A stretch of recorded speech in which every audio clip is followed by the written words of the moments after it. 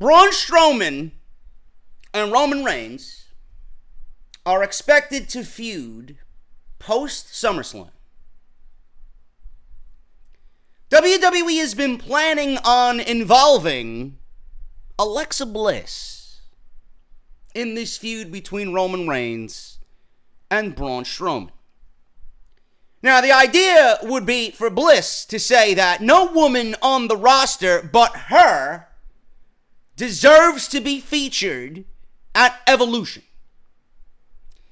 Roman Reigns is expected to be the defender of all women in the WWE. He will be defending the honor of the women. The idea is that since Roman is supporting a good cause, the fans will not boo him. Braun Strowman is expected to play a role in which he's against everything that Roman stands for.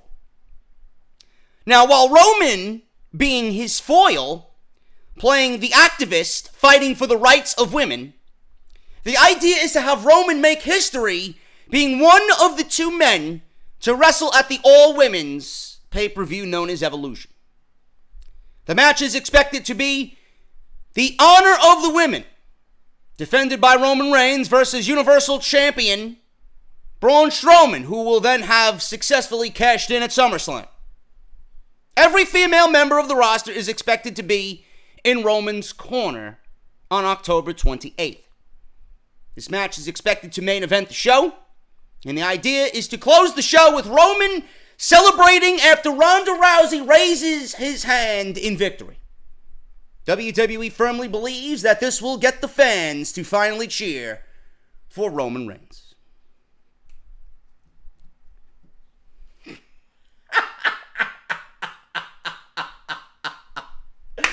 Oh my God, man! Oh my God! Is it April 1st?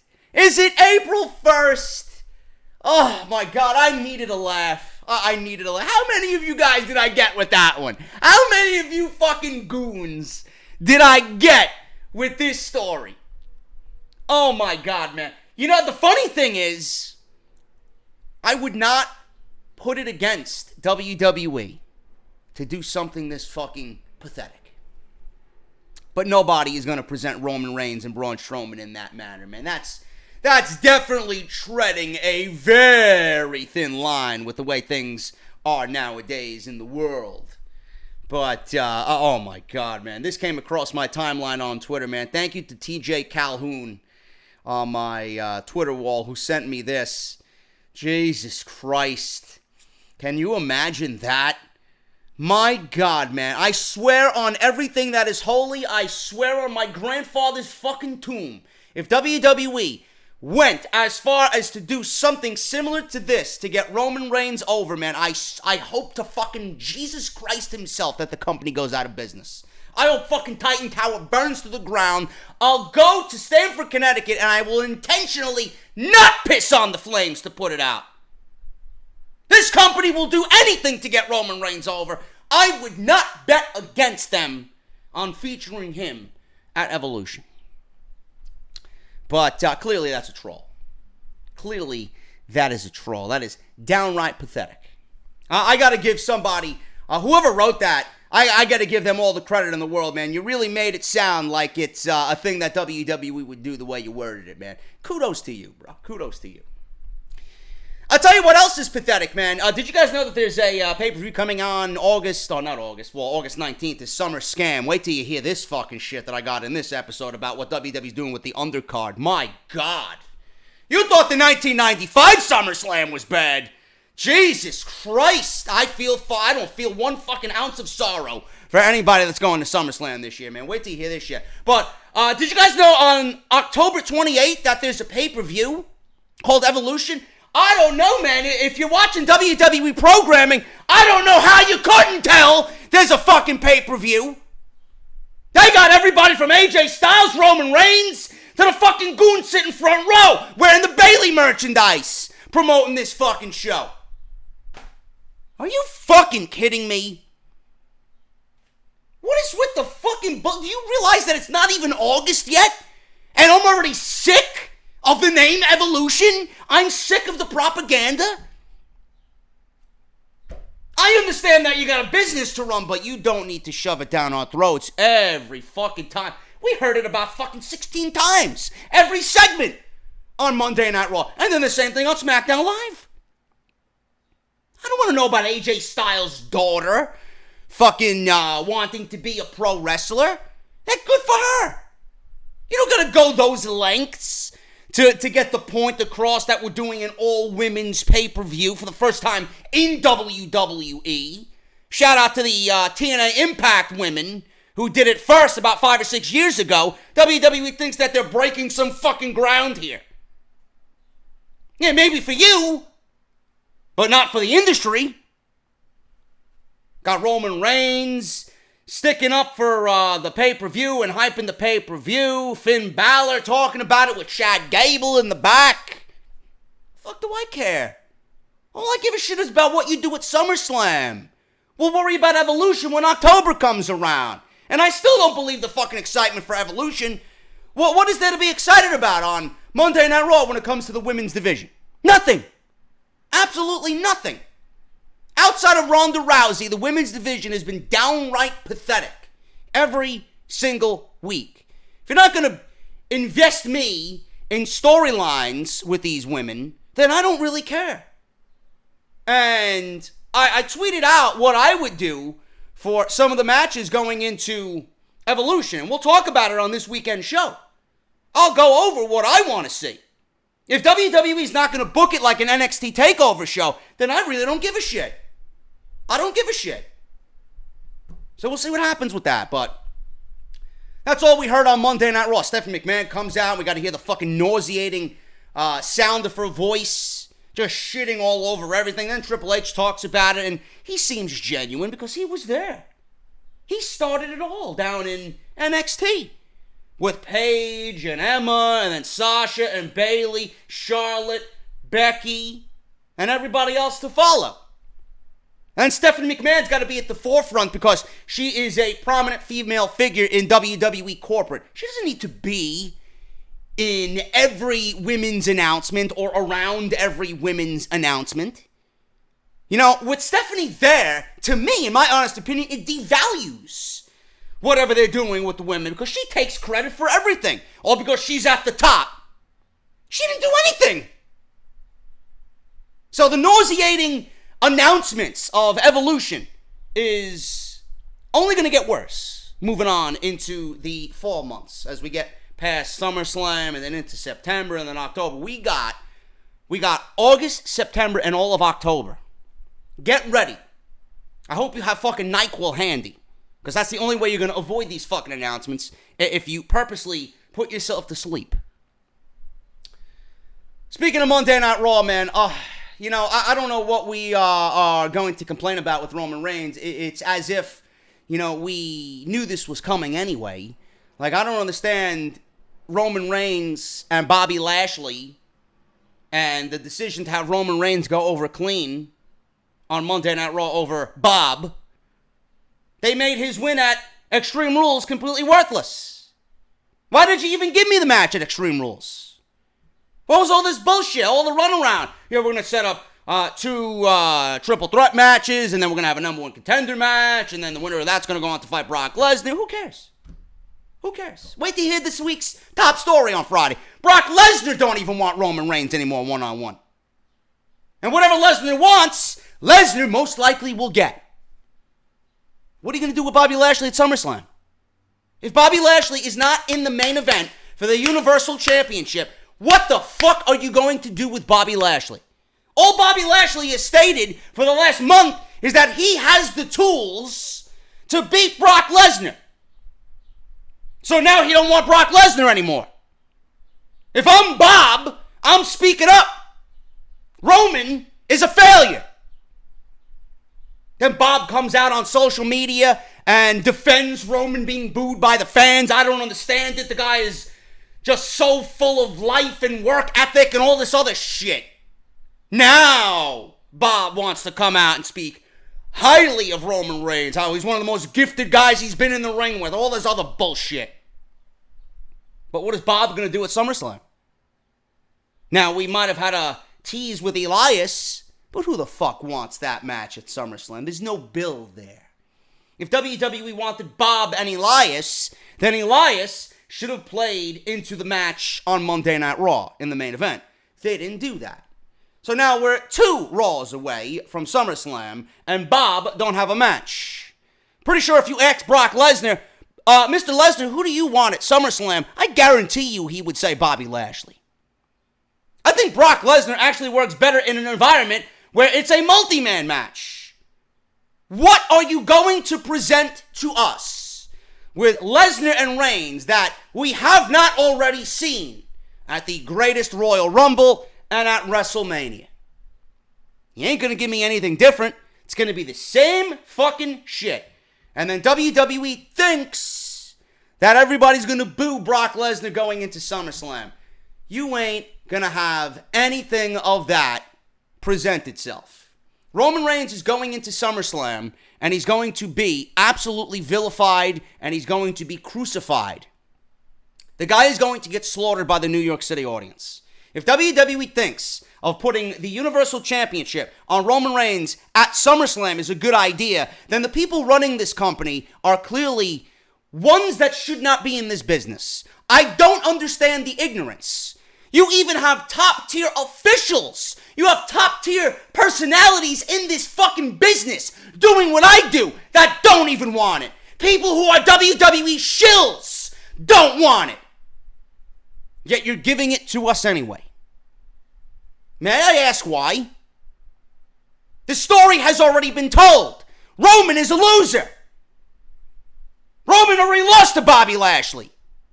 That doesn't mean he gets one win over Lashley and is number 1 contender for the Universal Championship. If Roman Reigns walks out of SummerSlam as the Universal Champion, or better yet, if Roman Reigns walks out of New York, meaning Raw, as Universal Champion, WWE will have fucked up. Big time. Now, if Reigns wins the title and WWE wants to pop a rating with the cash-in on Monday Night Raw with Strowman, then by all means, I don't mind that. But I can't wait to fucking see the sight of Roman Reigns holding up the Universal Championship at the end of SummerSlam, and WWE asks themselves, well, why is he being booed? Why don't they like him? We did all this work. They're disrespecting Roman Reigns. Clean your ears out, asshole. You've heard it dating back to 4 WrestleManias ago. What don't you understand? You were there in New Orleans. You changed the plans mid-match. Why are they booing Roman Reigns? Because we don't fucking want Roman Reigns. The guy we want ain't anywhere near the main event. So Roman Reigns beats Bobby Lashley. Roman Reigns is going to confront Brock Lesnar in Miami. Miami! Oh, he's going to get cheered in Miami. Why? Because The Rock lives fucking 50 miles away? Fuck out of here. WWE thinks that Brock Lesnar is going to be vilified because he is not defending the Universal Championship. They don't give a fuck. It's going to be the same situation as last time. Roman is the defender of the locker room. He's sticking up for what's right. He's a locker room leader. The women and the men in the back want a full-time champion. Blah, blah, blah, blah, blah. Brock Lesnar only shows up when there's a payday or a major show. He don't give a fuck about being here. Really now. So when Lesnar comes out and he beats the shit out of Roman Reigns, which way is the crowd gonna fucking, which way is the tide gonna go? Which way is the crowd gonna go? It's gonna go towards the chaos. Because everybody loves seeing Brock Lesnar act like a savage beast. Doesn't matter what the perception is that WWE is trying to portray. Anyway.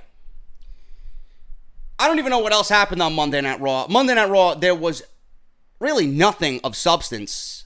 In my notes, quickly, Elias has a new album out. We went over this on Raw Review. It's one of those things where you listen to it once and then you throw it in the fucking never listen to this again bin. That's all it is. It's just an extension of his character that we see on TV. with tighter guitar playing. Not saying the guy's not talented. I'm sure the guy can play an instrument or four, but it's not one of those things where you're going to have, on repeat on Spotify. That's just the vibe that I get. But Elias going into SummerSlam now, according to Ticket Drew, Elias isn't even going to be in a match. Elias isn't even going to be in a match. He may play throughout the 6-hour fucking snooze fest that is SummerSlam. He may actually play a song or three, or he may play all four at SummerSlam. I don't fucking know. And that's going to be his deal come New York City. They're not going to put him in a legit match. Then again, I ask, if you're not going to put Elias in a match, the only one that makes sense is Bobby Lashley. But we already seen that. We already seen that on Raw. And they have no reason to feud anyway. What would be the reason? The reason that WWE would give us would make no sense. It's definitely going to be one of those things where, we got nothing for both of these guys because we put Roman Reigns in the main event, so we'll give you this match that doesn't make any sense to anybody, nor will anybody care. The only thing that makes sense for Bobby Lashley is to be in the main event. Simple. Now, WWE has 2 weeks to correct this. They're going to have Bobby Lashley somehow snap and attack Brock Lesnar from behind, and, everything that we've seen on Monday Night Raw could be smoke and mirrors. So let me shake your hand, Roman. Good job. Good job. You earned my respect. Come out and just beat the shit out of Brock Lesnar. Attack him from behind. Something. To a point where he gets added to the match. And then Roman, he's got the odds stacked against him again. Not only does he have to go through Lesnar, but he's got to go through Lashley again. Much better presented in a triple threat match than giving me a one-on-one match with Roman Reigns and Brock Lesnar. At least there'd be some dose of different in that main event. WWE is doing nobody any favors with Roman Reigns versus Brock Lesnar again. But Elias, he may not even have a role at SummerSlam outside of promoting his EP. The B team beat Matt and Bray Wyatt again. I don't know where the WWE Raw Tag Team titles go. They are absolutely worthless in my honest opinion. The tag team division continues to be in shambles. I don't know how anybody watching this match on Monday Night Raw can be proud of what's coming out of that tag team division. The Revival are garbage, and I hate saying that because I love both Dash and Dawson. And AOP is feuding with fucking Titus O'Neil and Apollo Crews. They are absolutely at the bottom of the barrel. Nobody gives a shit about AOP. It's too little, too late. You kept them off TV. For whatever reason, they were off TV. And then when they get back to TV, they don't explain where they were. And they feud them with fucking Titus Catering. Yeah, some way to get AOP over, who was a dominating duo down in NXT. Sasha Banks and Bayley. This is some of the most forced shit I've seen by WWE creative written all year. Now they love each other. Now they're best friends. We go from having a match with Bayley and Sasha at SummerSlam, reliving what they did in Brooklyn 4 years ago, during the one match that really started everything, to them hugging and hating each other, loving each other, hating each other, loving each other, going to fucking counseling, hating each other, loving each other. WWE has ruined anything coming out of this Bayley-Sasha Banks feud. I don't even know if they're going to feud anymore. I don't even know if it's worth having a match at SummerSlam anymore. Because the one women's match that we care about is Ronda Rousey and Bliss. Is WWE going to give Bayley and Sasha more than enough time to recreate the story that they told 4 years ago? Probably not. Probably not. So why even bother putting it on SummerSlam's undercard? It ain't for anything.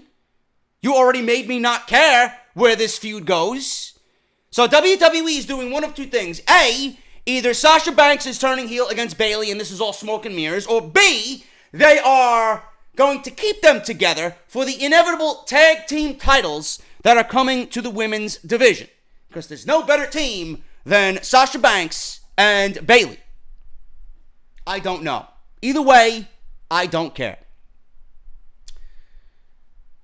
Other than that, we got Seth Rollins and Dolph Ziggler added to SummerSlam for the Intercontinental Championship. I don't know why I would care about this. We've seen it how many times already. I don't care. WWE needs to do something different. The way SummerSlam is shaping up, it's looking like Extreme Rules 2.0. That's not what I expect out of the biggest party of the summer. You're promoting the biggest party of the summer, but I'm getting nothing but leftovers. How do you like going to a party that doesn't have a fresh bowl of chips and salsa? You go to this party, there's nothing but fucking crumbs and a half a fucking jar of salsa. And the beer is supposed to be cold. It's piss warm. And all you have is fucking Budweiser. And there's nothing but fucking fat slobs wearing fucking bikinis. Where the hot broads? That's WWE's party. That's what they're making SummerSlam look like. A fucking sweat hog slob fest with no fucking chips, no salsa, and piss warm beer. If I want a party, I'm going somewhere else. I'm going to the fucking party right next door. Or I'll throw my own fucking party. At least I'll have good beer, good food, and you get to hear my fucking complaining all over how SummerSlam is fucking garbage. Seth Rollins and Dolph Ziggler was added to SummerSlam. Okay. Whoever produced that match at Extreme Rules should be fucking fired. I don't know who produced that match, but that was god-awful. You made me not want to see them again in the ring. WWE needs to do something different here with Rollins and Ziggler. These guys are two of the top talents that you have in the entire company. Put them in a ladder match. 1995, you seen Razor and Shawn Michaels in a ladder match. It came about for no fucking reason. Who is the best? Who wants the title the most? Raise the ladder and put that bitch up there and grab the title. It don't need any storyline behind it. Who's the best? Dolph says he's the best. Rollins wants the title. Prove to me how badly you want the title. Everybody's going on about how Kevin Owens is going to beat Braun Strowman because now we have a one-on-one match with one little minor stipulation added. If Kevin Owens wins, he wins the Money in the Bank briefcase. Everybody's claiming that Kevin Owens is going to win the Money in the Bank briefcase and then cash in on Roman Reigns and win the Universal Championship because of the advertisements for Hell in a Cell that featured Samoa Joe and AJ Styles, Roman Reigns, and Kevin Owens inside Hell in a Cell. I hope to God not. I hope to God not. Kevin Owens taking that away from Braun Strowman is a mistake. Is a mistake. I wouldn't mind Kevin Owens as Universal Champion, but I certainly don't want to see him feud with Roman Reigns. You know how many times we've seen that already? Time and time and time again. I don't want to see Braun Strowman versus Roman Reigns either, but Braun Strowman cashing in on Lesnar or Roman Reigns is the one thing that everybody, the majority of people, want to see. I think it's time. You've been grooming Braun Strowman for this moment for how long now? Let's pull the trigger and get this fucking charade over with. Roman is a failure. Braun Strowman is the man that people want to see outside of a Seth Rollins. If Seth Rollins ain't there, Braun Strowman may be the one and only savior for SummerSlam. So we'll see what happens with that. Moving on to SmackDown Live. SmackDown Live had the announcement of Samoa Joe versus AJ Styles for the WWE Championship, and I couldn't be happier about that. That's going to be a damn good fucking match at SummerSlam. But I said this on SmackDown Live, I'm not getting ahead of myself because of what WWE did with Nakamura and AJ Styles for the entire month of April. They fucked it up. The storyline coming out of the Royal Rumble, going into WrestleMania, was nothing to get excited about. And WWE pretty much fucked the fans over with this dream match that everybody wanted so badly. And then when we finally got it, WWE pulled the rug right out from underneath them, and it was subpar. And it should have been fucking right out of the gate, white hot. WWE did these guys no fucking favors. The best match that they had was the last man standing match at Money in the Bank. I don't care.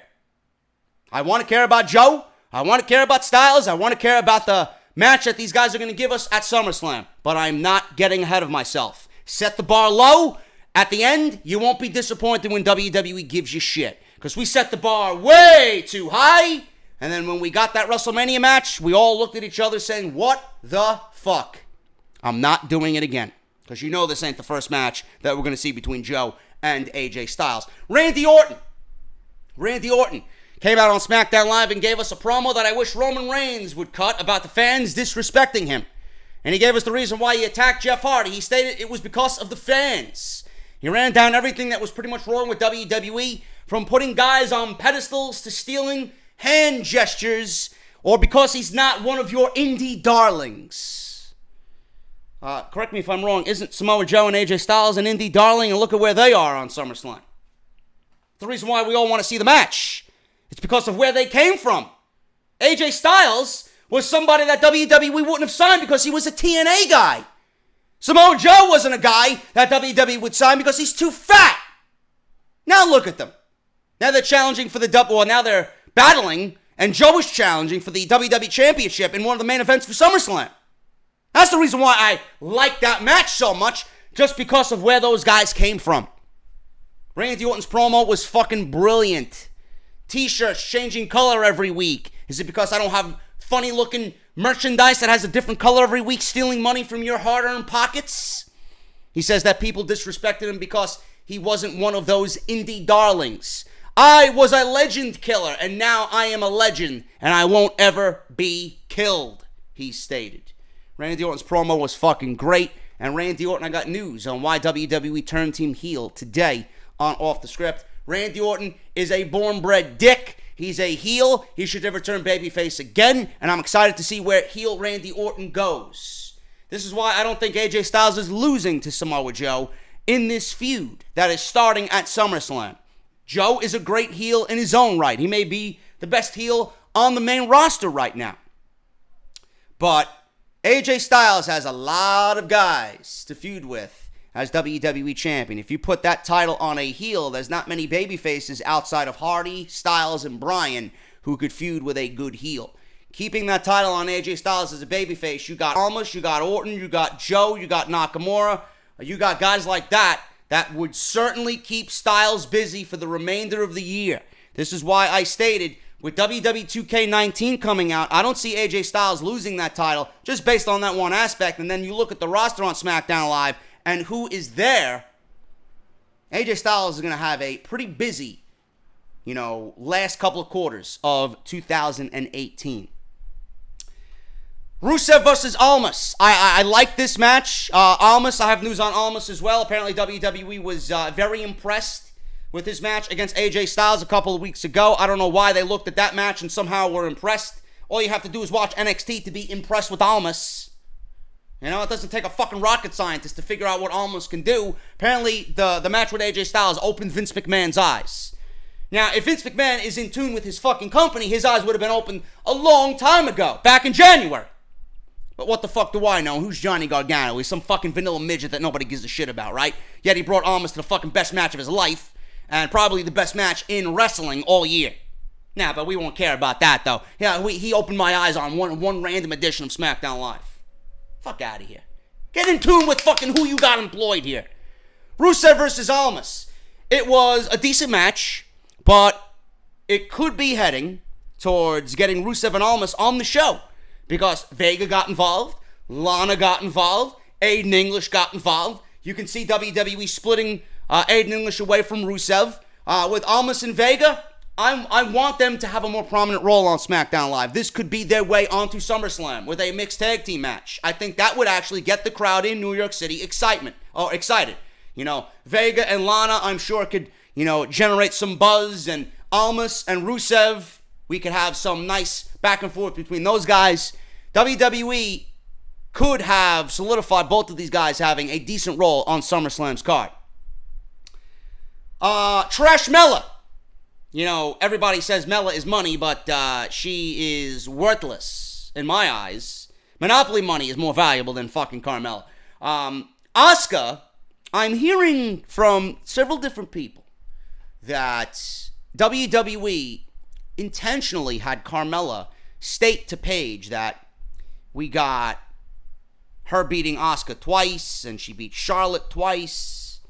WWE, Charlotte is coming back, and I don't think WWE is going to have SummerSlam without Charlotte. So what does that do for WWE? How do you present Charlotte on SummerSlam's card? As of right now, the main event could still certainly turn into a triple threat match by adding Bobby Lashley. But right now, what is officially confirmed is WWE giving us, probably, we got Randy Orton, Shinsuke Nakamura, and Jeff Hardy. for the United States Championship. So Randy Orton is battling Jeff Hardy. Jeff Hardy wants a shot at Nakamura again because of the disqualification on SmackDown Live a couple of weeks ago. So we're probably getting a triple threat match with that. It's all but confirmed. WWE could certainly give us and stack the deck against Carmella. She beat Charlotte twice. She beat Asuka twice. Okay. So Becky's the number one contender. We can have Carmella go against not only Becky, but Asuka and Charlotte as well in a fatal four-way match because the door is certainly open there. Yeah, Becky is the number one contender. She's been on a winning streak. She's got a nice string of momentum building for herself. But with Asuka, the door is open for Asuka to get another rematch because of what James Ellsworth did. And now James Ellsworth is fired. Now, if Paige wants to put Asuka in that situation as well, just based on fairness, the door is there. It makes sense. She can fit in creatively very nicely. Charlotte, WWE, when it comes to Charlotte, they don't need any excuses to get Charlotte in anything. Charlotte Flair is Charlotte Flair. WWE could certainly stack the deck against Carmella and give me Carmella, Becky, Asuka, and Charlotte in a fatal four-way, and we could finally be on our way to Carmella losing the SmackDown Live Women's Championship. So we'll see what happens with that. But Asuka hopefully gets one more shot and wins the championship, and then we get Asuka versus Becky for the Women's Championship going into the fall. WWE started their tag team tournament on SmackDown Live. This was the other big thing. Sanity lost again. Sanity's losing stock week by week. I don't give a shit about them. I cared about them in NXT. On SmackDown Live, I don't give a fuck about Sanity and the team led by Eric Young. Now, with the tag team tournament, WWE gave us a New Day Sanity match with a New Day winning. WWE reverting back to their, well, if it ain't broken, don't fix it mentality. Instead of giving somebody a new opportunity like Sanity or The Bar. At this point, I don't want the Usos to win next week against The Bar.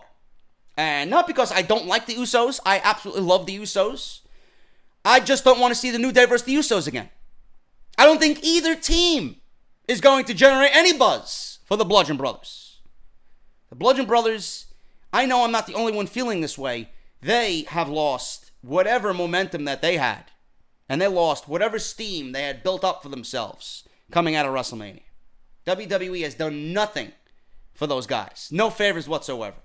I want to see The Bar beat the Usos. I want to see The Bar beat the New Day. The Usos have seen their day. The New Day have seen their day. The Bar have been off TV for close to 2 months. Ever since they were moved to SmackDown Live.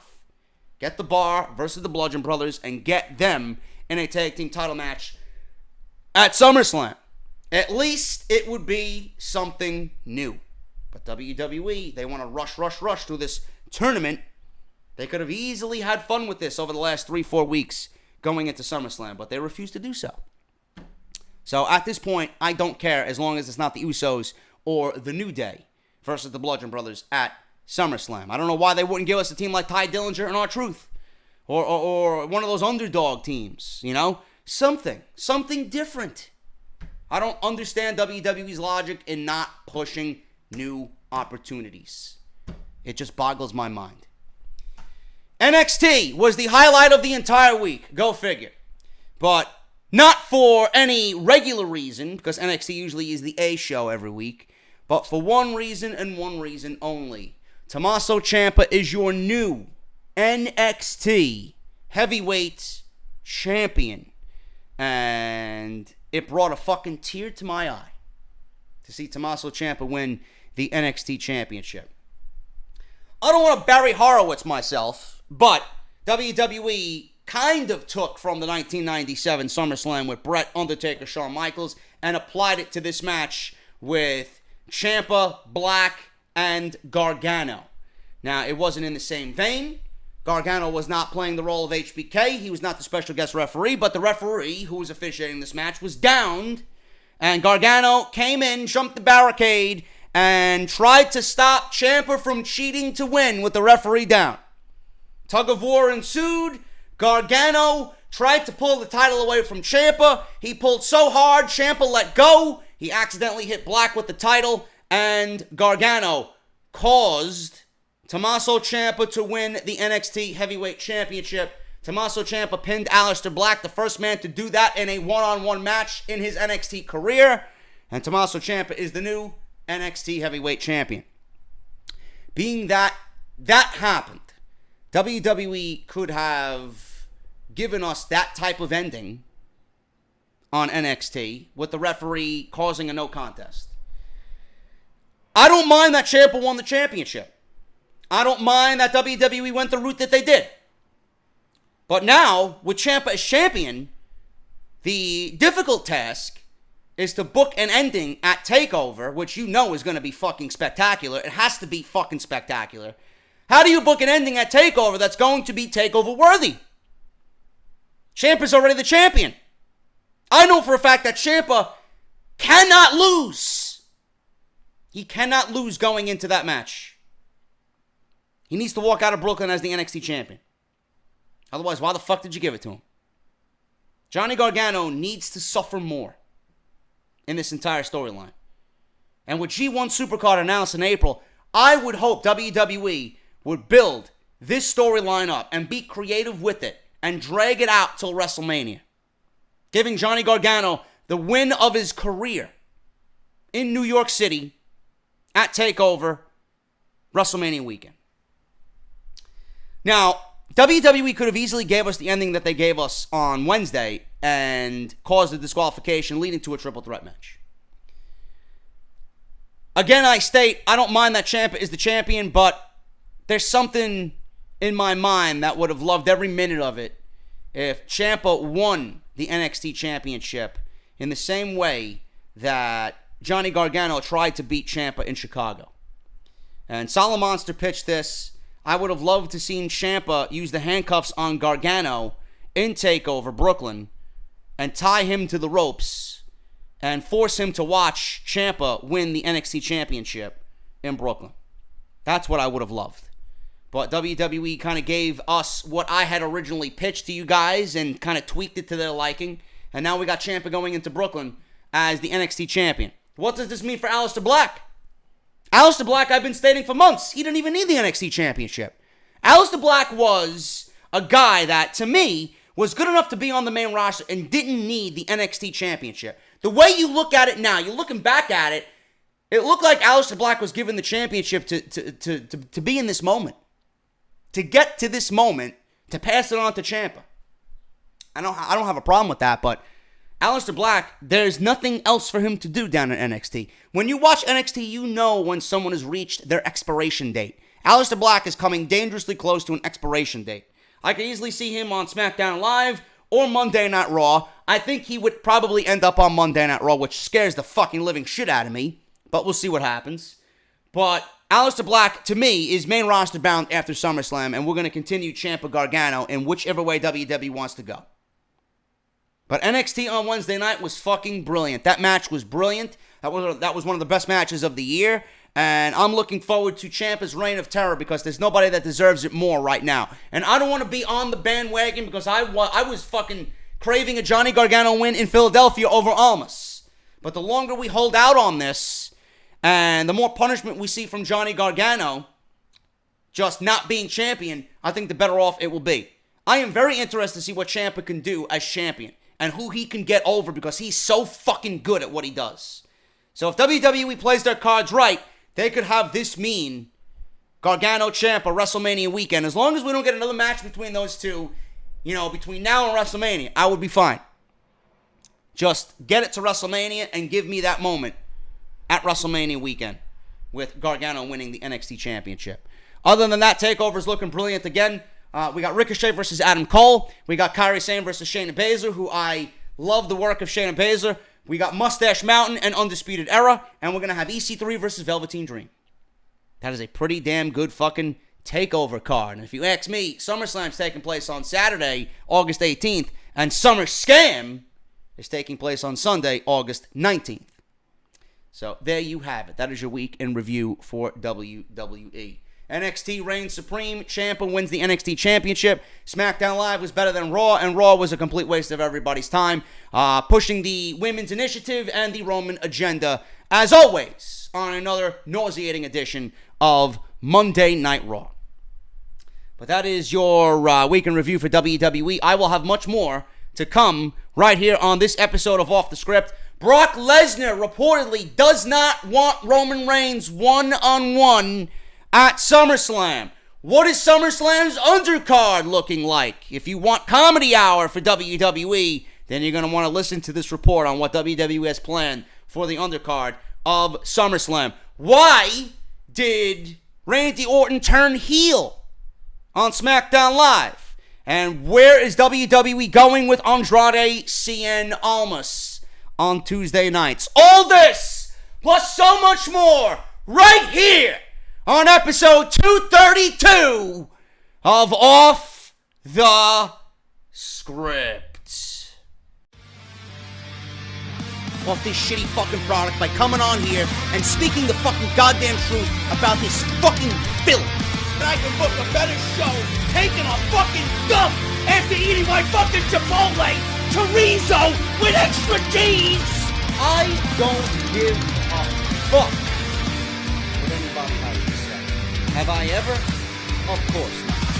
WWE is great, man. Fuck you, Japan, and Kenny Omega, Okada. Delete! What is it, man? Can I suck your dick?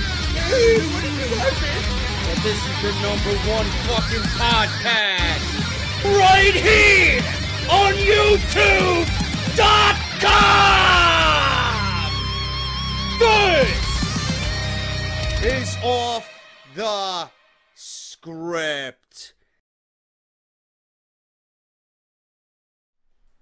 Man, I'm looking at the numbers for Cutting Corners on House of Glory's YouTube channel, man, and you guys absolutely blew it out of the water. I want to thank everybody from Jason, who's head of production, to everybody involved with the project, the amazing Red, Brian XL, and everybody that believes and has put faith in me to do the job that I do, man, and giving me a home with House of Glory. You guys are absolutely great. It's nearing 500 likes on House of Glory's YouTube channel right now. And I just this Wednesday conducted another interview with the queen of House of Glory, Sonya Strong. She will be in a huge tag team match on August 17th at High Intensity 7. It's House of Glory's biggest show of the year, and she will be in action. And I conducted a 15-minute sit-down interview with her where we went over her thoughts on the women's evolution right now in the world of professional wrestling, where she wants to be, her thoughts on the Evolution pay-per-view, her dream opponent outside of the Four Horsewomen. So anybody not named Banks, Bayley, Flair, or Becky. So we asked that, and we pretty much break some news regarding her current situation with the House of Glory Women's Championship. So all that in a 15-minute sit-down interview with Sonya Strong that's coming on Saturday exclusively on House of Glory's YouTube channel. If you guys want to go check out the Matt Travis interview for episode 1, the debut episode of Cutting Corners, it is live on their YouTube channel right now. I'll link you guys in the top right corner of this particular video. Man, it's getting to be a very busy time here, man. I got a lot of stuff coming up. I will be doing much more with House of Glory. They actually have secured me a pre-show at High Intensity 7 on August 17th. And they got me a partner. They got me a partner in crime that you guys have wanted me to work with for a very long time. And I can't reveal it yet. And I'm not sure if I'm allowed to as of right now. But you guys will find out soon enough. There is 3 weeks left to go.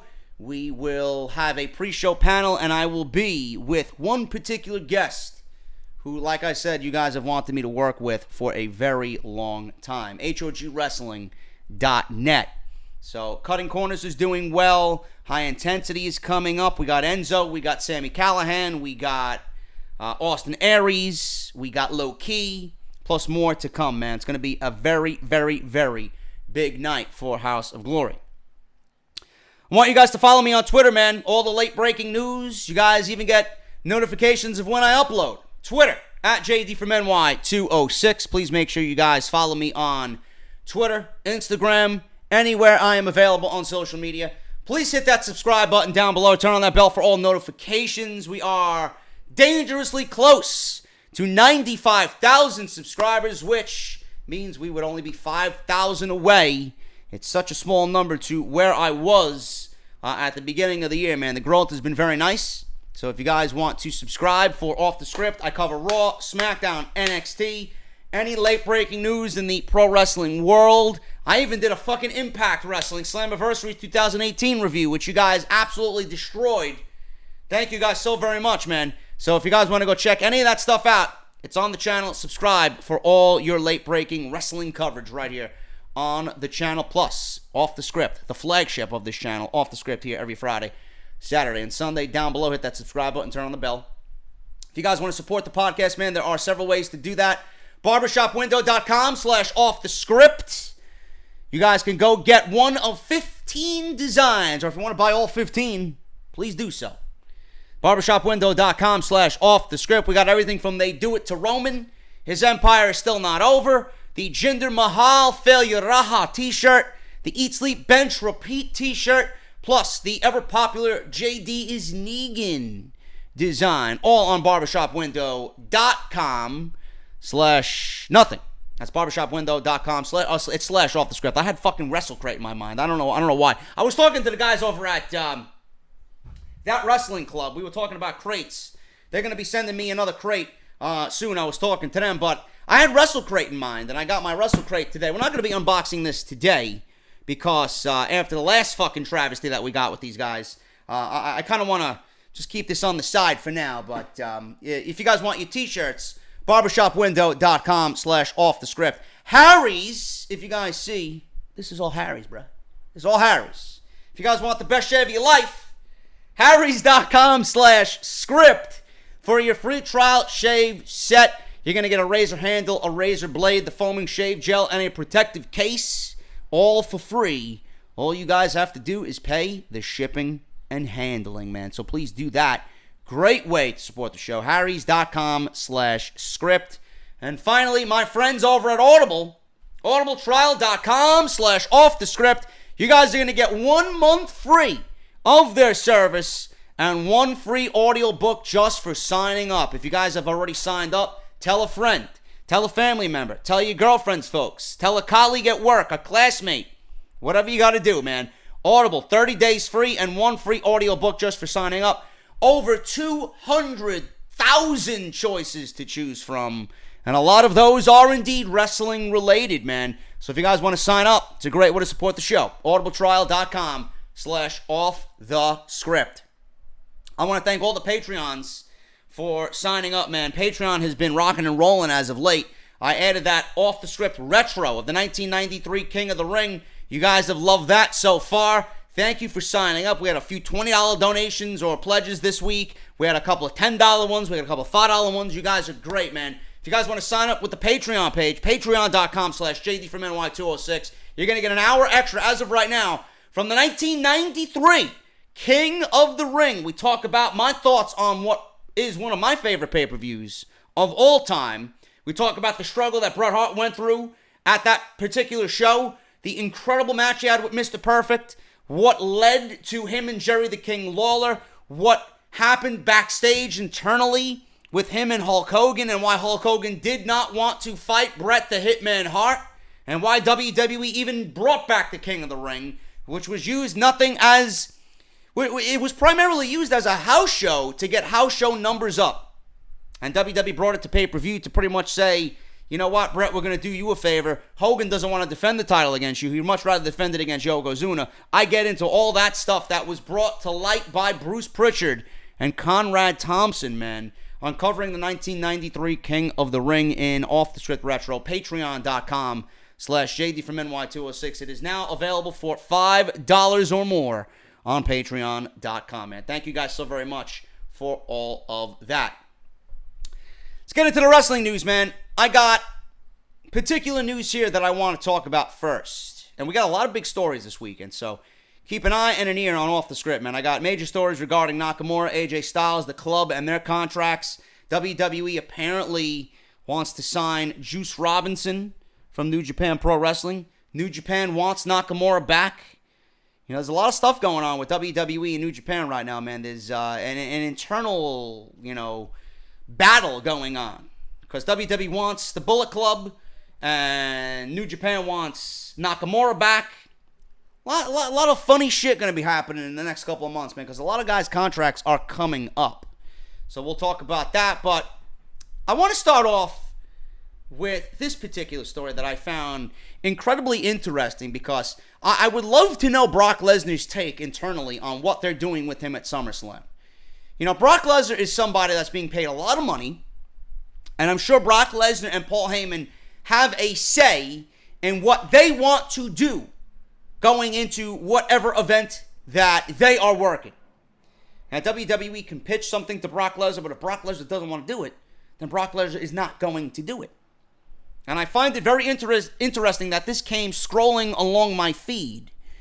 Brock Lesnar does not want Roman Reigns in a one-on-one match in the SummerSlam 2018 main event. With less than just a couple of weeks to go, we already know the match that will headline SummerSlam. Reigns, Lesnar, and it's happening in Brooklyn. On this week's episode of Raw, Roman Reigns beat Bobby Lashley in a number one contenders match to decide the next challenger for the ghostly apparition that is the Universal Champion. Brock Lesnar will defend the title at SummerSlam. Confirmed. He will be there. There were reports before this even came to fruition that Lesnar's not going to be at SummerSlam. Those reports were clearly garbage. There was no way WWE was going to allow Brock Lesnar to sit out their second biggest pay-per-view of the year. The man that currently holds the title, Brock Lesnar, has not been seen since April. WrestleMania on WWE television. It's a long fucking time. His last match came almost 4 months ago at the Greatest Royal Rumble and hasn't made one appearance since. In fact, it seems that every time Lesnar steps into the ring, it's against Roman Reigns. The pair battled in Saudi Arabia and earlier that month at WrestleMania. SummerSlam will be the third time this year alone that Reigns and Lesnar share the ring, but apparently it will be against Lesnar's wishes. Let me repeat that. This will be the third time this year that these men will share a ring together, and it will be against Lesnar's wishes. According to Justin Barrasso of Sports Illustrated. Now, he's broken some stories, but he's also been wrong just as many times as he's been right on something. So take this with a very small pinch of salt. Justin Barrasso of Sports Illustrated is reporting Brock has a clear preference for the SummerSlam main event, and it involves more than just him and Roman. Barrasso reports that Lesnar would rather the WWE turn his match into a triple threat match that includes Bobby Lashley. To be fair, that's probably an idea that the company has been playing around for weeks. But WWE decided to go with Roman Reigns beating Bob on Monday Night Raw, giving us again a main event that absolutely nobody with a fucking brain wants at SummerSlam. With Lesnar soon leaving for the UFC, it's quite likely that he will be dropping the belt at SummerSlam. But is it all that confirmed that Lesnar will be dropping the title at SummerSlam? We thought he was dropping the title at WrestleMania. He didn't do it. We all thought he was dropping the title in Saudi Arabia. He didn't do it. Now we're doing the same thing all over again. SummerSlam's coming around. Is it going to be third time the charm in which we think Lesnar's not going to drop the title, but WWE drops the title? Or is Lesnar going to go into Brooklyn and then show up on Raw and still WWE Universal Champion? I don't even know anymore. I'm at a point right now when I do my preview predictions, I'm not even going to predict the Universal Championship. Because every time we predicted wrong. It's not out of the realm of possibility that WWE keeps the title on Lesnar as he goes into the UFC. Because WWE probably would want that cross promotion. Oh, look at Lesnar as the Universal Champion going on to challenge Daniel Cormier for the UFC Championship.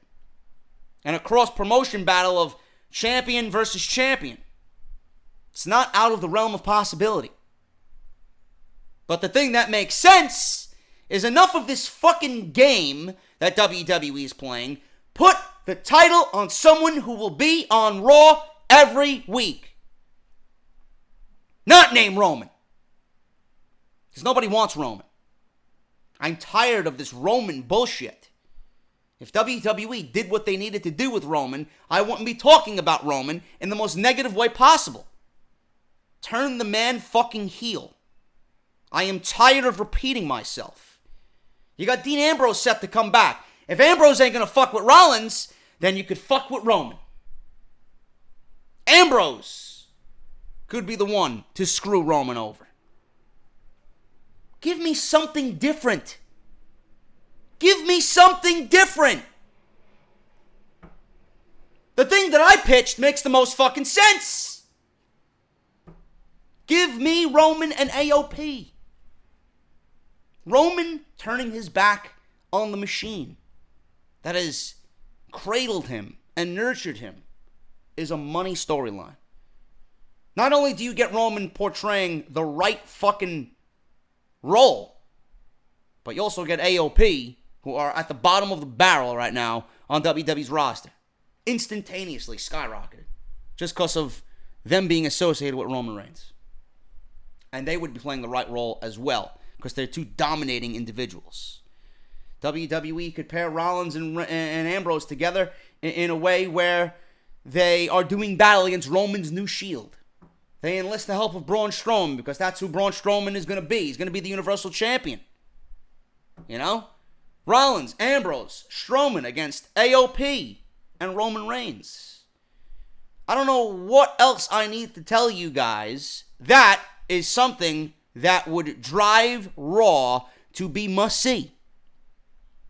And if WWE is going the typical generic formulaic route of Roman Reigns winning the title and fuck everybody else because we do what we want and fuck you, then WWE, I hope, fails at every twist and turn. With Lesnar soon leaving for the UFC, it's likely that he will be dropping the belt in August, according to Justin Barrasso. However, Brooklyn's crowd may not receive Reigns very well. May not? They will not! They will not. I don't know why WWE is presenting this match after what happened at WrestleMania. It's as if they don't even remember what happened at WrestleMania. What makes you think that New York is going to be less generous than New Orleans? They are going to be at their absolute worst. You're going to present Roman Reigns the way you want Roman Reigns to be presented in front of a New York City crowd. I hope you get everything that's coming to you. And then I want to see the reports, oh, Roman Reigns was disrespected by the New York fucking crowd. No, they weren't. The New York crowd was disrespected by WWE. That's what the headline should be. Enough! Enough! The crowd can only take so much of something they don't want to be fed before they start vomiting the fucking sickness that is Roman Reigns. It's like Roman Reigns is a fucking flu shot. And then you're sitting with the fucking flu for 2 weeks. That's what WWE's doing. They're infecting everybody at the Barclays Center. That's with something that you don't need. Or want. Vince McMahon certainly won't want fans booing as SummerSlam goes off the air, but if Roman Reigns was to beat Brock one-on-one, what do you expect will happen? Having Lashley in the show closer main event, and perhaps seeing him pick up a shock victory, would certainly go down much better. Now, on a personal level, it's strange that Lesnar wants another superstar added to the main event. A triple threat match significantly reduces his chances of defending the belt. It's not about that.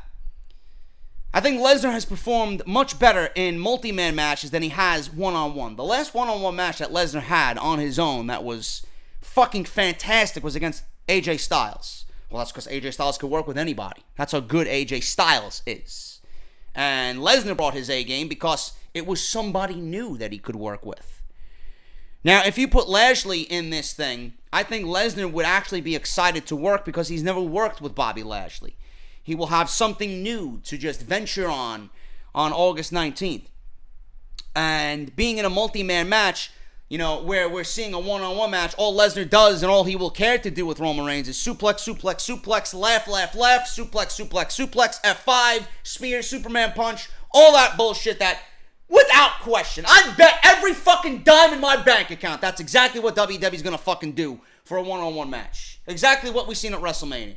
But if you put him in a multi-man match situation, Lesnar would probably be more prone to work. And he doesn't have to drain himself. He could allow Reigns and Lashley to go one-on-one and rest on the outside in this formulaic triple threat bullshit that WWE usually does with these multi-man matches. Just like they did at SummerSlam last year. He was taken out of the fucking match because of Braun Strowman and his destructive nature. Carried him out on a stretcher. Came back and won the match. You could do something similar to that. As long as it's not Reigns and Lesnar one-on-one again. Which will undoubtedly result in something worse than what we were given at WrestleMania. But if he really is going back to the UFC, watching Reigns and Lashley go at it without being too involved would certainly be one way he can protect his body as well ahead of leaving WWE for UFC. If Lashley was to be added to this match in some storyline way, Lashley, I would not mind winning the Universal Championship. I would much rather have Lashley win the Universal Championship in the main event of SummerSlam and then have Strowman cash in. Because that's what fans ultimately want to see. You don't think the fans are going to be chanting for Strowman, we want Strowman at SummerSlam's main event? WWE has that ace up their sleeve. And that may be the only way out of this potential fucking nightmare for WWE. As long as Reigns doesn't win the championship, I would not mind Lesnar dropping the title to Lashley and then having Strowman cash in. There. Or if Lesnar beats both of those guys and then Strowman cashes in on Lesnar and goodbye. Go do your UFC shit. I don't want to see you till WrestleMania. Something like that. Whatever the case may be. WWE better know what they're fucking doing. Because a one-on-one match with Roman and Lesnar, this shit is not going to go over well. Every market that you will be in leading up to SummerSlam is going to be a big market city. You do not want to have the fans already turn against this main event. I see it happening in Miami. I don't know where Monday Night Raw is on the go-home show, but when you get to New York, you are not that fucking stupid to think that New York is somehow going to embrace Roman Reigns and Brock Lesnar. Get the fuck out of here. A triple threat match is probably the best way to go. Lesnar wants Lashley. Lashley has nothing to do. Find a way for him to get into that main event. But again, WWE booked themselves into a fucking corner. They make everything more difficult for themselves. There was no reason that Roman Reigns needed to win against Bobby Lashley on Monday night. None. Absolutely none. Lesnar does not want Roman Reigns one-on-one. We don't want Lesnar versus Reigns one-on-one. Nobody wants Lesnar versus Reigns one-on-one. So let's do the right thing here.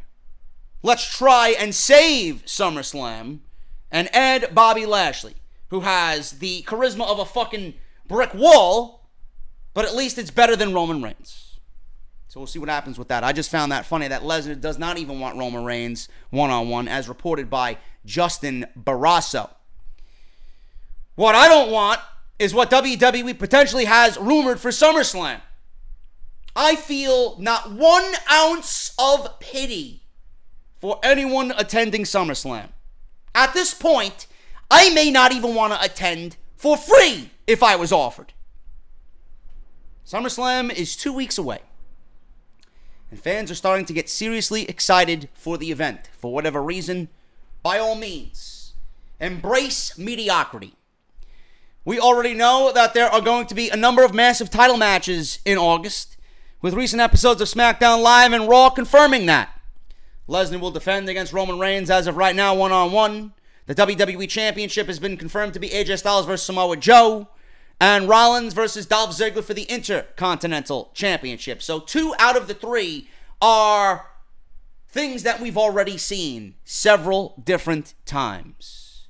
On top of that, we already know what's going to happen with the SmackDown and Raw Women's Championships. Miss Bliss will challenge Ronda Rousey for the Raw Women's Championship, and Becky Lynch will challenge Carmella for the SmackDown Live Women's Championship.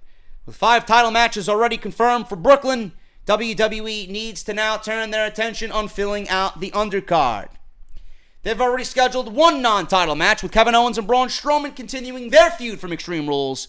One that's been running since Money in the Bank, as Braun's briefcase is now on the line. WWE is trying to make it intriguing so that you don't think Strowman is going to be that ace in the hole that they have waiting to cash in on the main event. But it ends there. Listen to this shit.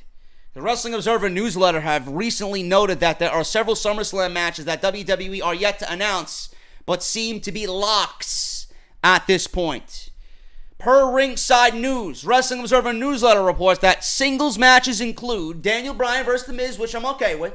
I do think it's too early, but I'm okay with it. Could steal the show, but I'm okay with it. Finn Balor versus Baron Corbin, and Bobby Roode versus Mojo Rawley. Doesn't really speak SummerSlam to me. They are all likely to take place. Apparently, the United States Championship match could be a triple threat match, which I talked about in the beginning of this podcast. Shinsuke Nakamura, Jeff Hardy, and Randy Orton. WWE could also add Cedric Alexander versus Drew Gulak for the Cruiserweight Championship, which is also very likely at this point. I did not watch 205 Live. I'm not sure if Drew Gulak won that Fatal 4-Way number one contender match. I don't see why Cedric Alexander would drop the title, because the money match is Cedric Alexander versus Leo Rush. So why would WWE drop the title to Drew Gulak? Of course, Bryan vs. Miz will be the one match to watch, as the feud has been building for a very long time, but the U.S. title match seems a little too predictable and all but confirmed at this juncture. SummerSlam, like I stated, is on Saturday night, folks. Adam Cole versus Ricochet is better than anything on this show. Aleister Black versus Johnny Gargano versus Tommaso Ciampa is better than anything on this show. Mustache Mountain versus Undisputed Era is better than anything on this show. Now, but Summer Scam is exactly what it's shaping up to be on Sunday night. Mojo Rawley versus Bobby Roode, really? And this is something that you people willingly pay money for. At this point, WWE is lucky that I'm giving them $9.99.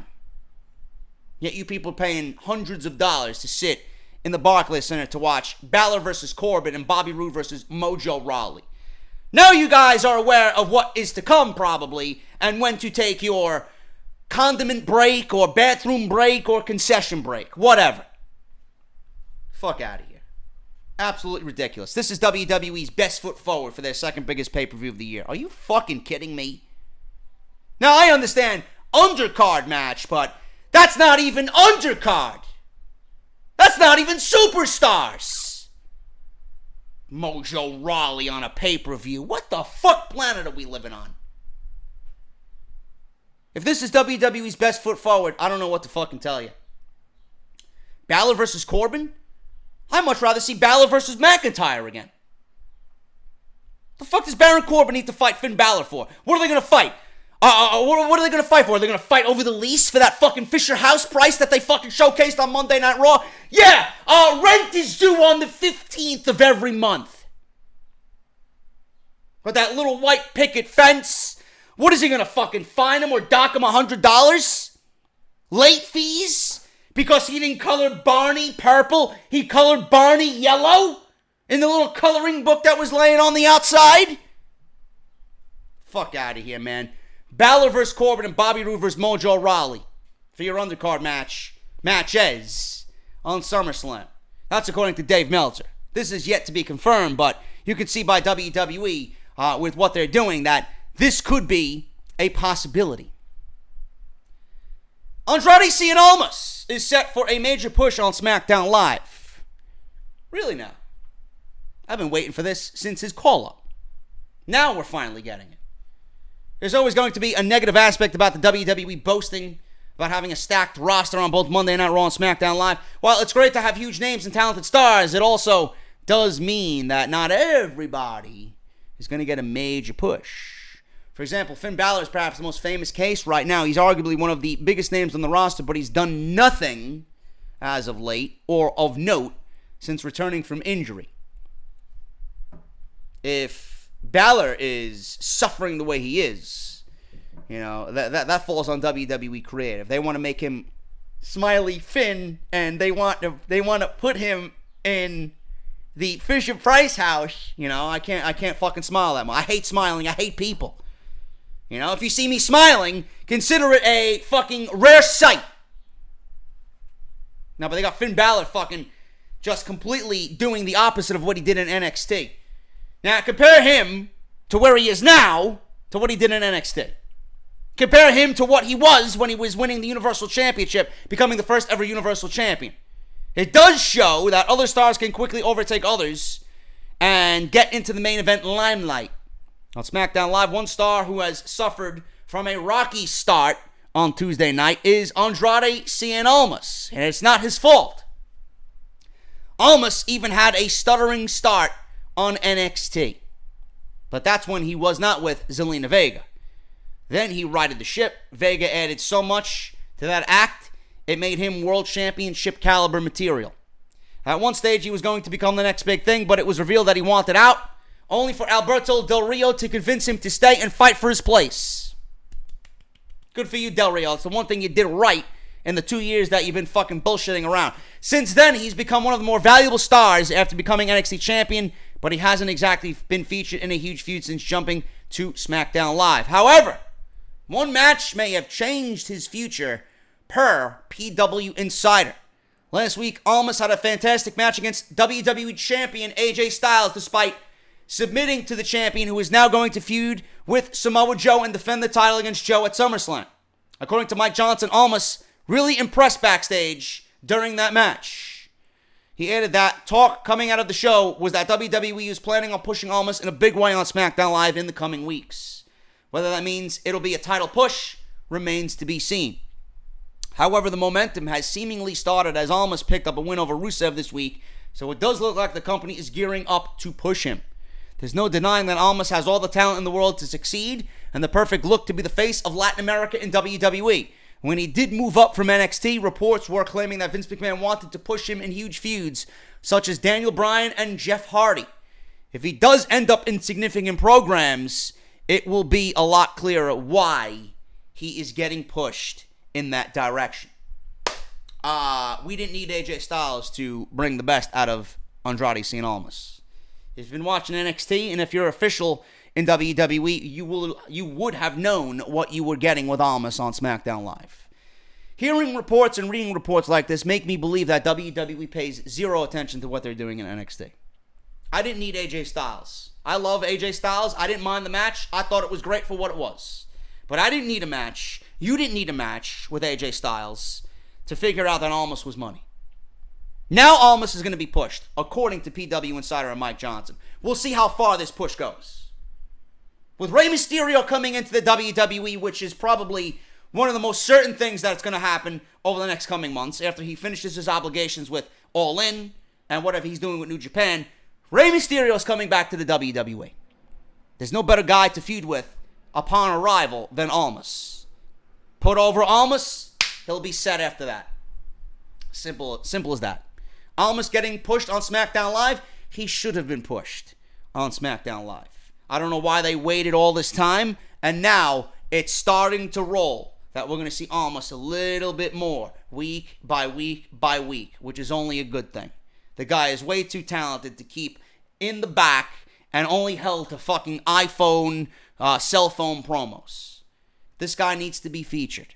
You killed his momentum coming out of NXT, and now it's WWE's task on building that back up again. And I hope that they do right by this guy, because I've been high on Almas. I shitted all over Almas in NXT when he was without Vega. The guy had no flair, the guy's gimmick was terrible, and then all of a sudden Vega gets added to the act, and I'm like the biggest fan that there is. The guy is money. The guy embodies what it means to be a pro wrestler. The guy's flawless, the guy's fluid, the guy knows what he's doing in that ring, and the guy can make anybody look good. You pair him with an AJ Styles or a Daniel Bryan, you're going to see magic happen. I didn't need a match with AJ Styles to prove to me or anybody that Almas was good. All you needed was 30 minutes in NXT TakeOver Philadelphia with Johnny Gargano. Don't take away anything that Johnny Gargano does. Johnny Gargano is just as good as AJ Styles. He might not have the name recognition of AJ Styles, but do not ever discredit what Johnny Gargano can do.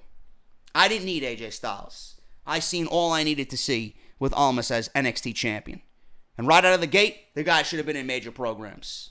Shame on WWE for waiting this long.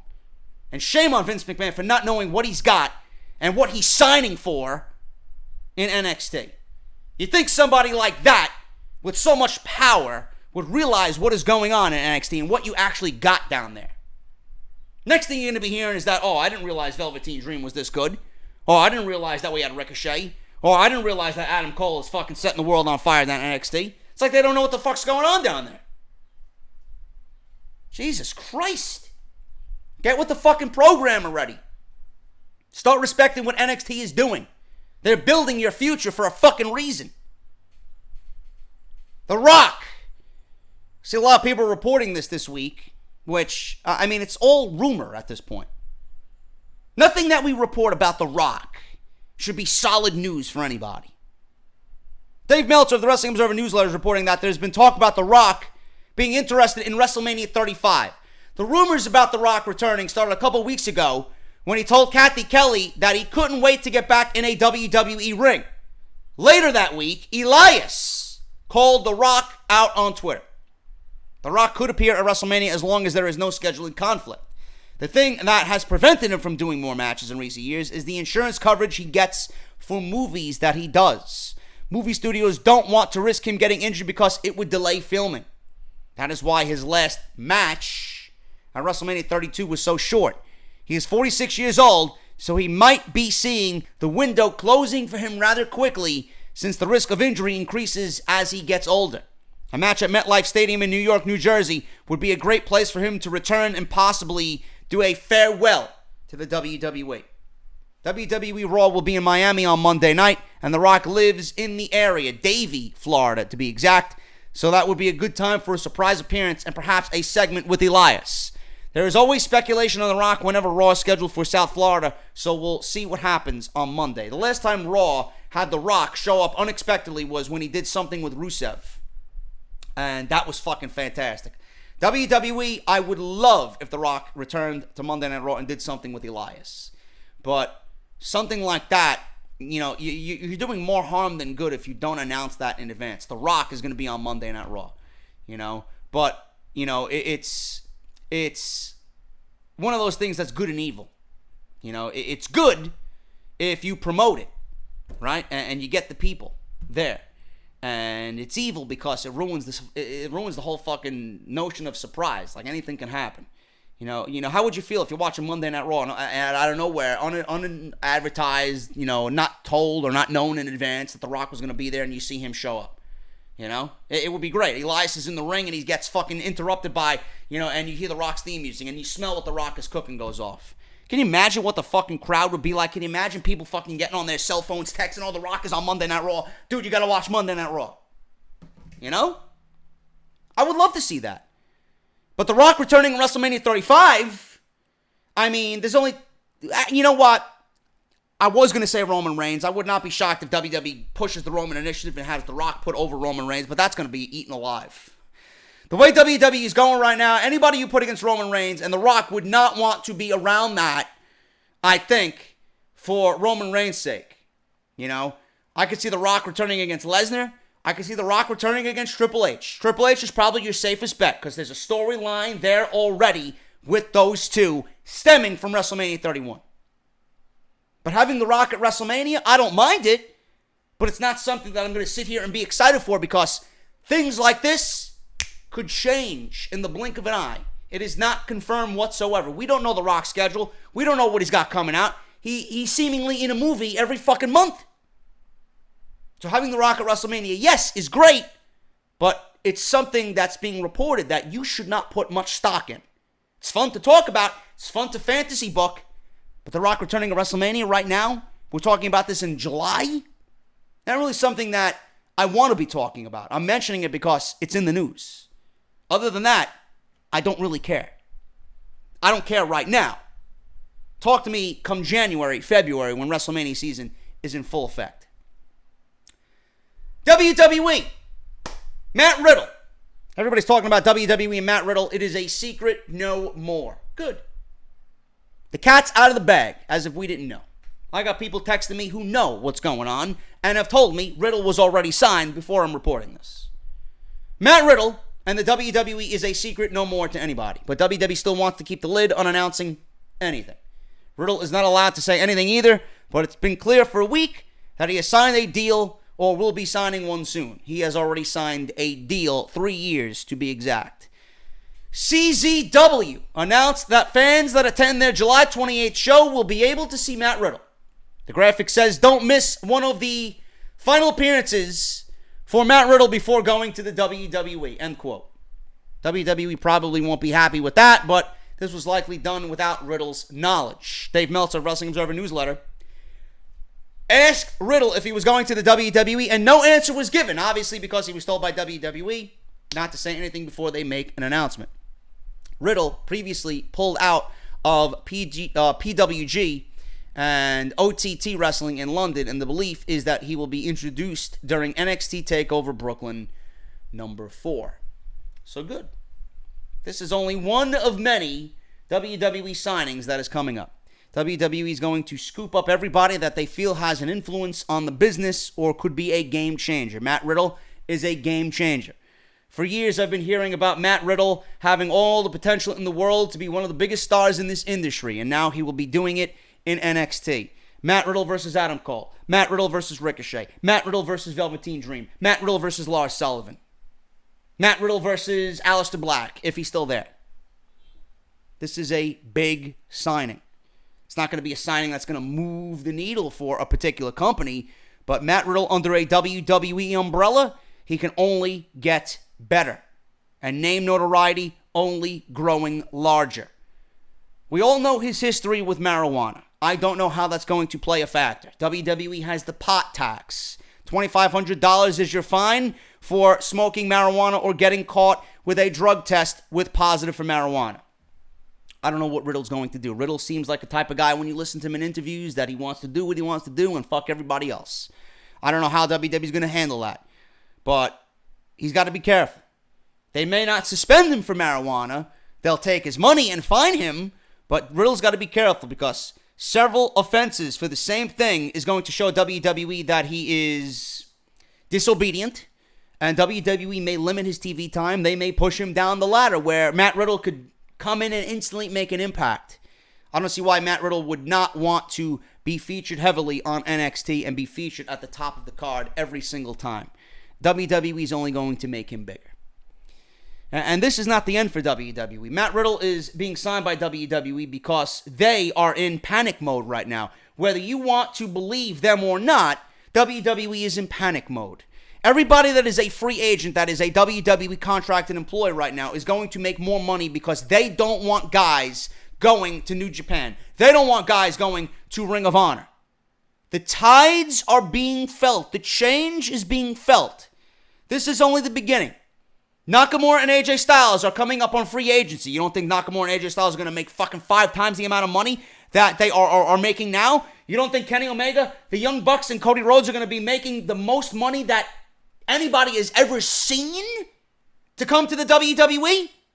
This is a great time to be a professional wrestler because now WWE has legitimate threat just looking at them in the rearview mirror. It might not be now, but WWE wants to solidify that it doesn't get worse than it is now. Matt Riddle's coming to the WWE because he's a major indie name, and WWE wants to procure major indie talent from going anywhere else. We'll see what happens. I don't know, man. It's going to be very interesting next couple of months with a lot of contracts coming up. I mentioned Randy Orton. Randy Orton turning heel on SmackDown Live. Why did it happen? It might have taken a while, but WWE eventually pulled the trigger on a Randy Orton heel turn, and understandably, the fans are excited about it. It's no secret that one of the biggest reasons why Randy Orton is universally loved in the first place is because he's a natural villain. And nobody can come close to him when he's playing a despicable prick. Although he's not in the WWE Championship picture yet, which I could definitely see him as a villain against AJ Styles. And those two have yet to lock up on pay-per-view, so it still is a fresh matchup that WWE, I'm sure, wants to visit. He still managed to dominate the headlines ever since he returned at Extreme Rules. You're talking to Jeff Hardy after he lost the United States Championship to Shinsuke Nakamura in 5 seconds. 2 nights later on SmackDown Live, he did the same exact thing when he was featured in a simple yet disturbingly brilliant ear-stretching spot that the fans praised on social media. However, it's his promo on this week's SmackDown Live that has drawn the most attention. Like a typical villain, he went in on the likes of Hardy and his face paint, poked fun at John Cena, and his constantly color-changing merchandise that rinsed his family out of money, while also targeting Brock Lesnar and his part-time schedule. He also targeted the Bullet Club, claiming that they stole Too Sweet, and the fact that they are indie darlings. As you can imagine, Randy Orton's antics took social media by storm. Now, some people tried to instigate something on social media with he and Cody Rhodes. You know, they brought to attention, brought the attention of what Randy Orton said to Cody Rhodes. And Cody Rhodes said that he would never, in a million years, no matter what Randy Orton said about him, he would never put down Randy Orton, because without Randy Orton, he wouldn't be where he is today, and he wouldn't have learned what he knows today without Randy Orton. So Cody Rhodes pretty much said, Randy Orton can say whatever the fuck he wants about me. Without Randy Orton's knowledge and friendship, I would not be where I am today. So good on Cody Rhodes for taking the high road on that. According to the source, it's Orton himself who pushed for a heel turn with officials, and it's something he wanted for quite some time. Eventually, the green light was given. WrestleVotes tweeted out, and I quote, regarding Randy Orton's heel turn, it's been something he's wanted for a while now. Orton definitely pushed for it. I'm expecting him to be the top heel on SmackDown Live going forward. With him, Nakamura, Joe, Miz, and Almas, SmackDown Live as a strong mix of main event level heels. End quote. There's no denying that a crucial element of Orton's character is taken away when he's playing the good guy. To put it bluntly, the guy's fucking boring. Now, fans are expecting big things from him during his feud, or this feud with Jeff Hardy and Nakamura, where it's thought he and Hardy will challenge the King of Strong Style, Nakamura, for the United States Championship at SummerSlam in a triple threat match. Fans will also be hoping that Orton continues the heel run and does many more despicable things along the way. Simply put, Randy Orton is brilliant as a heel, and he's fucking boring as a babyface. Good on him for wanting to be heel and knowing where he thrives on WWE television. I'm going to end right there, guys, because I don't want to run through all the news that I got. I want to save some for tomorrow, which I have news on New Japan Pro Wrestling wanting 3 major superstars when their WWE contracts expire. And we'll talk about WWE now all of a sudden wanting Juice Robinson back in NXT. Also, we will talk about Dave Meltzer telling Chad Gable to leave WWE, what WWE has planned for the 1000th episode of SmackDown Live, and how Seth Rollins felt about the crowd during his Extreme Rules match with Dolph Ziggler.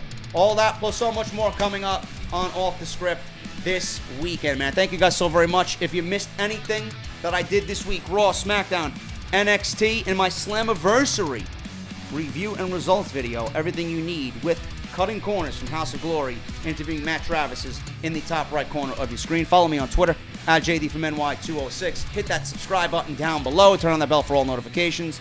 Please go check out the fine ways you can support the podcast, man. Barbershopwindow.com/offthescript for your merchandise. 15 designs in total, and you guys can represent the podcast in style. And then harrys.com/script for your free trial shave set. And then audibletrial.com/offthescript. And if you guys want to bypass all that and still support the show, patreon.com/JD from NY206. I'm getting out of here, guys. Enjoy your Fridays. I will see you right back here on Saturday afternoon. Same time, same channel. You guys know what we do here, man. We deliver the WWE news and rumors in the best possible way we can. That is upfront, blunt, and truthful. You guys know how I do, and I would never let you down, man. More news to come this weekend. Thank you all so very much. Enjoy your Fridays, and I'll see you on part 2 for episode 232 right here on Saturday for Off the Script. I'll talk to you later.